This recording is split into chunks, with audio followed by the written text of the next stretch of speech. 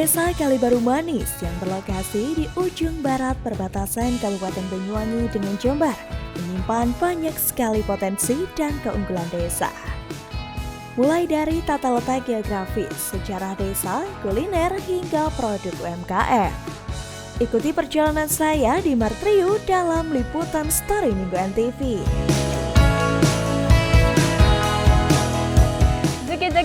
Juki, kereta berangkat. Halo sahabat weekend, apa kabar? Kali ini kita sedang berada di terowongan kereta api yang berlokasi di Desa Kalibaru Manis. Dan konon terowongan ini atau lorong ini merupakan peninggalan dari bangsa Belanda yang digunakan untuk perlintasan kereta api dan sampai sekarang pun juga masih dioperasikan, pemirsa. Dan nanti kita untuk lebih jelasnya kita akan bertemu dengan Kepala Desa Kalibaru Manis dan kita akan mengeksplor tentang potensi desa yang ada di Desa Kalibaru Manis dan seperti apa keseruannya. Ikutin kita terus dalam Story Minggu. Ceki. I know you told your friend you're not okay, and tell me what's wrong and why you never said you felt that way. Guess you're trying to stay strong and fake a smile until I look away. Pertama, kita ulas terkait tata letak geografis Desa Kalibaru Manis, Kecamatan Kalibaru, Banyuwangi ini. Desa ini berlokasi di ujung barat Kabupaten Banyuwangi, pintu masuk menuju Banyuwangi. Kita bisa lihat jika melalui jalur Gumitir, maka akan disuguhi dengan patung gandrung dengan tinggi sekitar 3 meter. Patung itu sangatlah ikonik. Jika menaiki kereta api, kita akan melihat terowongan Merawan sepanjang rel KAI Daob 9 Jember. Terowongan Merawan merupakan terowongan kereta api terpanjang.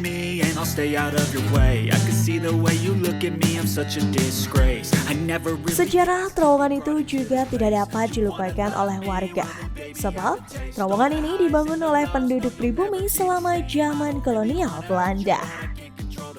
Pada zaman itu, terowongan Merawan sangat penting bagi pengiriman logistik. Hingga sekarang pun terowongan itu masih aktif dan difungsikan.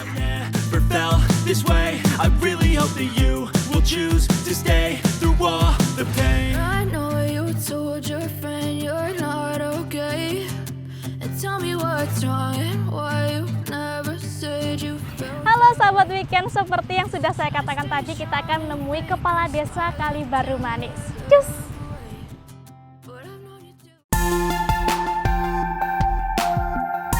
Permisi, selamat pagi Pak. Pagi. Ini saya mau menemui Bapak Kadesnya Kalibaru Manis. Alhamdulillah, kebetulan dengan saya sendiri. Iya, beneran. Ini Bapak Kadesnya cukup muda ya di sini. Baik Bapak, saya mau bertanya-tanya ini mengenai dengan Desa Kalibaru Manis ini. Kan tadi saya sudah dari terowongan kereta api. Kalau boleh tahu, bisa dijelaskan sejarah terowongan itu? Sejarah terowongan itu dibuat ketika masih penjajahan zaman Belanda. Apinya dibuat startnya tahun 1901, selesai kalau tidak salah 1920-an. Itu rute mulai kalau dulu Batavia sampai Belambangan kalau menurut sejarahnya seperti itu. Itu memang banyak untuk yang membuat memang rata-rata ya banyak, terutama mungkin sesepuh leluhur di sini. Kalau sampai sekarang masih beroperasi ya itu Pak, masih beroperasi kereta api. Ya. Dan kalau untuk terowongan sendiri itu kan yang peninggalan Belanda satu-satunya ya di sini ya. Satu-satunya. Dan itu kebanyakan ada pengunjung juga ya ke sana ya Pak. Ya, rata-rata kalau pengunjung itu biasanya turis dari mancanegara, Eropa, terutama Belanda. Karena mereka datang kemari itu kalau tujuan Indonesia sebelum Bali pasti dari Jakarta turun ke Kalibaru Manis dulu untuk melihat peninggalan nenek moyangnya. Ya. Betul. Apalagi di Kali Baru Manis ini juga banyak juga peninggalan-peninggalan Nggih, Belanda betul. ya Pak ya. Perkebunan juga ada yang peninggalan Belanda juga ada. Makanya rata-rata kalau wisatawan ya Eropa, terutama Belanda memang. Belanda Karena ya. mereka memang betul ingin melihat apa ya, peninggalan nenek moyangnya. Setelah itu baru nanti ke Bali. Dan oh ya, untuk di Desa Kali Baru Manis ini potensi yang paling unggul itu apa Pak? Kalau potensi Potensi yang desanya. unggul itu untuk UMKM atau UMKM. UMKM-nya yang unggul karena kita kulturnya kan petani ya. Jadi yang jelas petani khususnya kopi memang. Karena mayoritas kita pertanian itu sektornya sektor kopi.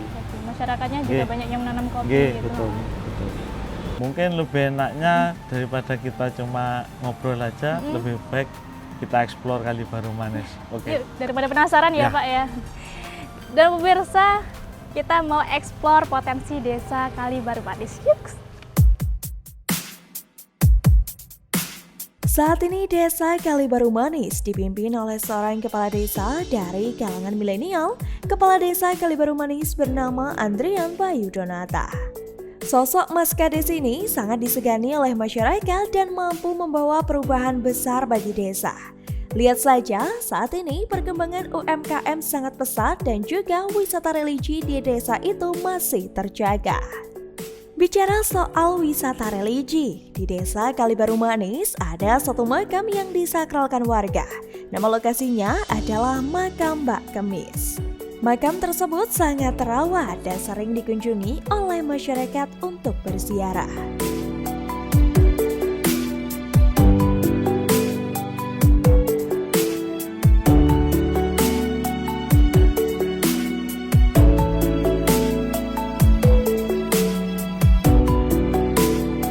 Ya pemirsa, sekarang saya sudah berada di Makam Mbak Kemis dan untuk lebih lanjutnya kali ini saya sudah bersama dengan juru kunci Makam Mbak Kemis yaitu halo Bapak siapa namanya? Pak Sujamal. Pak Sujamal dengan Ibu Bu Sulia. Dan untuk terkait Makam Mbak Kemis ini Bapak bisa dijelaskan untuk sejarahnya itu seperti apa? Ya gini, kalau saya itu kan masih anak muda, tapi itu ada pesan dari kakek-kakek yang leluhur. Saya ditinggali ceritanya itu begini-gini. Kalau saya sendiri ya tidak tahu persis, maaf. Tapi kalau aslinya Sembah Kemis ini yang meninggal katanya itu hari Kemis. Aslinya Sembah Kemis Sayyidullah, makanya dibilangkan Sembah Kemis Sayyidullah.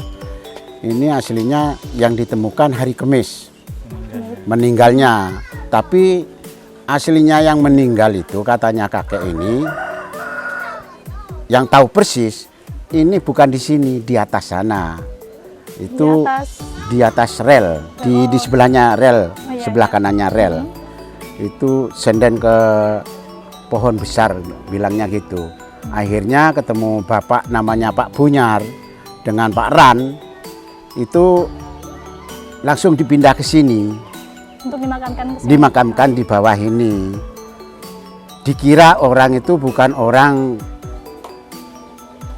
sembarangan, makanya ini dengan Pak Bunyar itu, karena itu sudah dipendam dapat satu malam, langsung datang dengan Pak Bunyar. Itu saya dikuburkan yang benar, kasihkan gubuk, walaupun gubuk alang-alang. Dulu alang-alang, kasih alang-alang. Setelah itu Pak Bunyar itu punya niat kalau sapi saya itu menang, bilangnya gitu. Pas sampean mau dikasihkan gubuk yang bagus, bilangnya gitu. Akhirnya dapat 1 minggu sapi itu ditarungkan, bisa menang 2 kali. Ini langsung dikasihkan gubuk yang bagus. Itu ceritanya. Sampai akhir-akhir itu namanya sampai dibilangkan dengan namanya kakek itu Pak Bunyar dengan Pak Ran itu. Kalau sungguhnya saya menerangkan begini, karena masih muda, kalau tidak tahu dengan dari bapak itu, Ya juga saya tidak tahu, tapi ada pesan dari selain-selainnya itu jangan sampai ditinggal suara ini, dibilangnya gitu. Dan Pak, ini kan banyak sekali yang kesini berziarah ya Pak. Iya banyak. Kalau boleh tahu, biasanya tuh tujuan berziarah di sini untuk apa, seperti apa contohnya? Ya kalau ada niat apapun, apa dari keluarga, dari segalanya, kemungkinan itu kirim doa ke sini, kemungkinan ada kesuksesan begitu. Terkabul gitu ya Pak? Iya, Meskipun, terkabul. Berdoa atau dikabulkannya suatu doa itu mungkin masih dari izin Allah gitu. Iya, Mungkin izin dari Allah. perantara Ini dari cuman Mbak Denis, semoga segera terjadi. perjaluran itu, iya. Dan seperti yang di belakang ini sedang dilakukan renovasi ya Pak ya? Iya, aslinya ini gini. Ini karena dananya ini masih tipis. Gimana kalau dibangun di luar dulu? Jangan langsung dibongkar. Kalau nanti dibongkar, biaya itu udah nyampe. Terus gimana nanti bilangnya gitu teman-teman. Oh iya ayo wis. Jadi gotong royong. Gotong royong. Tadi banyak sekali masyarakat sini. Baik, terima kasih Bapak telah memberikan informasinya. Kali ini kita akan menuju ke kopi ya Pak Kades ya. Jangan lupa ikutin kita terus dalam story Minggu.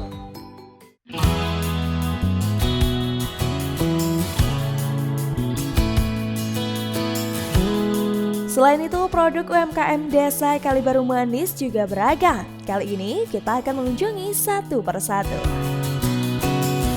UMKM keripik dan opak singkong menjadi produk yang cukup laris dan diminati. Rasanya yang khas mampu membuat produk ini disukai banyak pelanggan. Untuk bahan dari produk UMKM ini sangat banyak di Desa Kalibaru Manis. Tentu saja produsen keripik dan opak tidak kesulitan mencari bahan baku.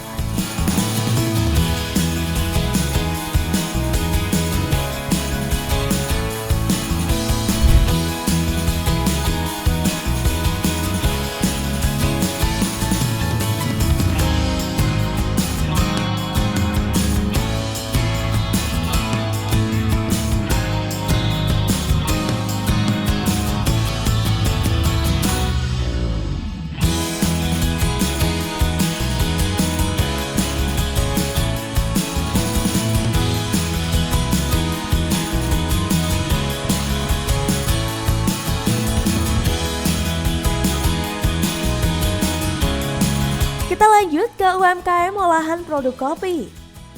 Sebelumnya, wilayah Kalibaru memang dikenal sebagai penghasil kopi terbaik. Bahkan beberapa produk biji kopi dari tanah Kalibaru ini tembus pasar ekspor.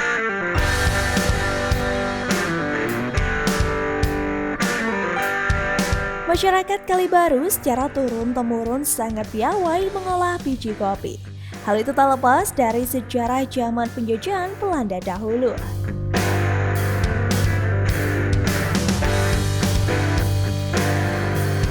Untuk pohon kopi sendiri ditanam di area perkebunan di Desa Kalibaru Manis dengan proses permanen serta pemilahan biji dan diolah secara semi tradisional. Maka tercipta suatu rasa yang sangat khas dari produk kopi hasil olahan UMKM Desa Kalibaru Manis ini.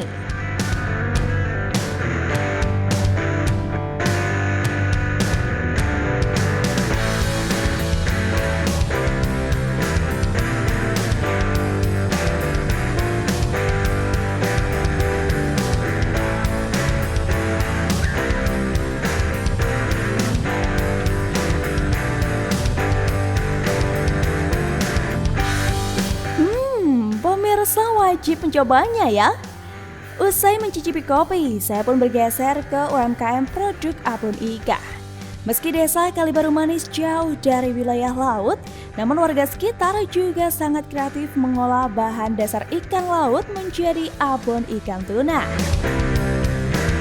Ikan tuna dikenal sebagai salah satu ikan dengan protein yang tinggi. Bahkan ikan ini juga sangat bernilai di negara maju seperti Korea dan Jepang. Pantas saja warga Desa Kalibaru Manis menggunakan bahan ikan tuna sebagai olahan abon.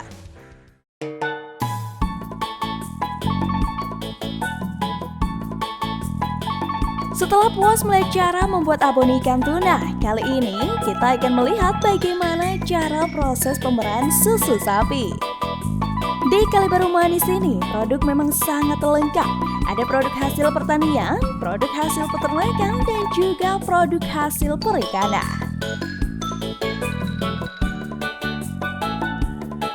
Tara! Nah pemirsa bisa ditebak nggak ini saya ada di mana? Ini saya sedang berada di kandang sapi perah. Jadi bukan sapi biasa ya, ini kebetulan sapinya sudah waktunya diperah. Dan di situ juga ada bapak yang sudah siap memerah ini. Penasaran bagaimana? Yuk ikutin terus.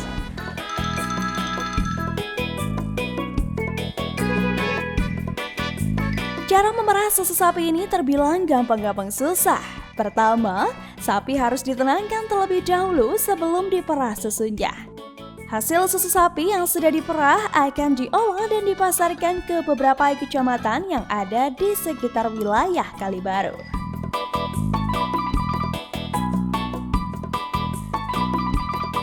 Dalam satu hari, satu ekor sapi perah dapat menghasilkan 5 hingga 7 liter susu sapi. Sapi perah di kandang ini terlihat sangat sehat dan juga gemuk, sebab udara dan juga makanan penunjang gizi sapi sangat cocok serta mudah didapat.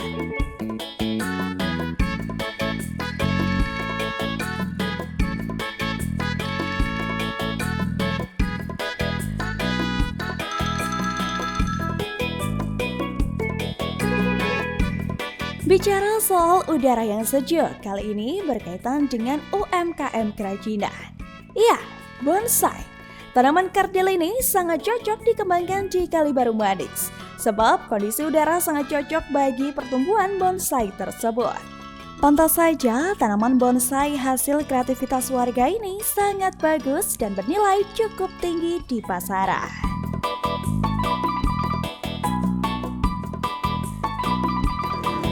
Pemirsa, kali ini saya sedang berada di tempat bonsai nih. Ini pemiliknya adalah Pak Maman. Halo Pak Maman. Halo juga. Pak Maman selaku pengelola ini ya, pengelola Ya. bonsai. Kalau boleh tahu ini Pak Maman menggeluti dunia bonsai ini dari kapan? Kalau saya menggeluti dunia bonsai ya sejak remaja. Cuman ini ada komunitasnya Oh, ya. ada komunitasnya. Ya sekitar 2 tahun ini berjalan dan alhamdulillah kita bisa mengikuti ke Pamnas sampai 3 kali. Baik di Jember, Situbondo maupun di lokal Banyuwangi sendiri. Dan alhamdulillah hasilnya juga semuanya mendapatkan prioritas baik semuanya. Dan untuk pembuatan bonsai ini sulit nggak sih Pak? Kalau masalah pembuatan bonsai ini apa ya, kita harus punya jiwa seni tersendiri karena ini tidak bisa direkayasa, Mbak. Jadi prosesnya sangat lama sekali, bertahun-tahun bahkan kalau memang tidak bisa membudidayakan seperti sancang, seperti kimeng dan lain sebagainya. Nah, ini pun juga di bonsai di komunitas saya ini yang apa ya istilahnya anggotanya Glamor Kalibaru ini pun juga mengarah ke UMKM saya, Mbak. Nantinya bekerja sama dengan sebuah perkebunan dan lain sebagainya untuk mengelola pupuk kompos gitu. Baik. Dan untuk tanaman bonsai sendiri yang paling banyak atau yang paling mudah untuk dibentuk itu apa? Yang paling mudah untuk bonsai itu jenis ficus, Mbak. Seperti kimeng, sancang, seperti lo dan yang lain yang bisa dibudidaya. Tapi kalau jenis-jenis serut seperti ini misalnya atau arabica seperti ini sulit. Sulit sekali karena karakternya memang karakter keras gitu. Jadi tidak bisa istilahnya apa ya mengikuti alur alamnya gitu loh. Tapi kalau seperti ini kimeng ya contohnya kimeng. Ini bisa ditekuk-tekuk dan lain sebagainya. Mau diapakan sama orangnya bisa. Ya karena batangnya juga lunak. Lentur gitu loh. Jadi mudah sekali untuk diarahkan kan gitu. Kalau untuk komunitasnya sendiri namanya apa Pak? Komunitas saya ini namanya BMK. BMK. Bonsai Mania Kalibaru. Dan kebetulan alhamdulillah juga keanggotaan juga sebagai pengayomnya di dalamnya Bapak Camat Kalibaru Pak Santo. Terima kasih juga Pak Santo ini. Terima kasih ya untuk Pak Camat. Dan bonsai ini sudah penjualannya ini dijual kan Pak? Ya. Ya penjualannya itu sudah keluar Banyuwangi sudah banyak. Ya, penjualannya juga termasuk di lintas kabupaten juga gitu loh.